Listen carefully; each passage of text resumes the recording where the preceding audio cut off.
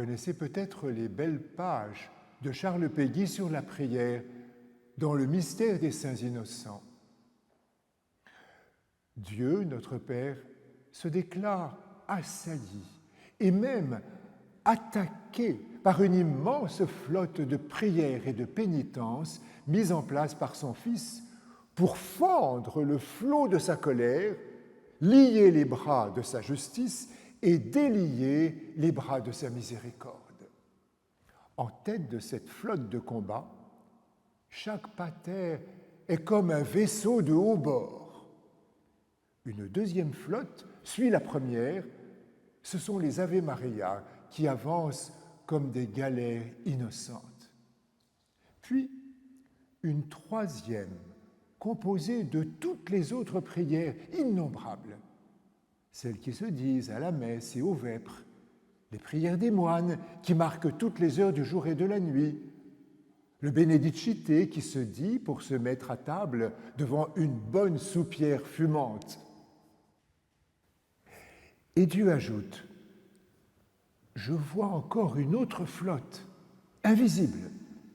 Ce sont toutes les prières qui ne sont pas même dites, les paroles qui ne sont pas prononcées. Moi, je les entends. Ces obscurs bons mouvements du cœur qui jaillissent inconsciemment et qui montent vers moi. Celui qui en est le siège ne les aperçoit même pas. Il n'en sait rien. Mais moi, je les recueille, et je les compte, et je les pèse. » Péguy n'est pas un père de l'Église, mais il a vu juste, selon cette justesse évangélique qui ne laisse rien se perdre. Pas plus que les miettes de la multiplication des pains, ces innombrables miettes de prière, ces innombrables bons mouvements du cœur ne resteront perdus. Jour et nuit, les anges en rapportent à Dieu des corbeilles pleines à ras-bord. Miette de prière, cet homme qui se laisse entraîner par sa femme pour entrer dans une église. Miette de prière, ce signe de croix esquissé sans trop savoir ce qu'on fait.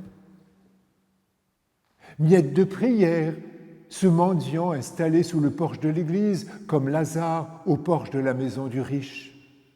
Cette famille qui dépose un siège devant une statue de la Sainte Vierge.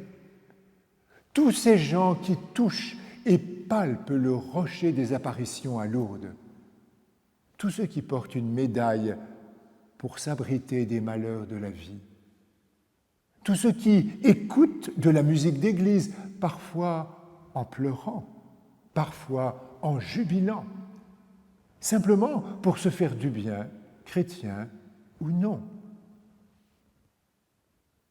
Toute cette flotte de prières invisibles fait corps avec la prière du Fils de Dieu. Abba, Père, gloire à toi dans les siècles des siècles. Amen.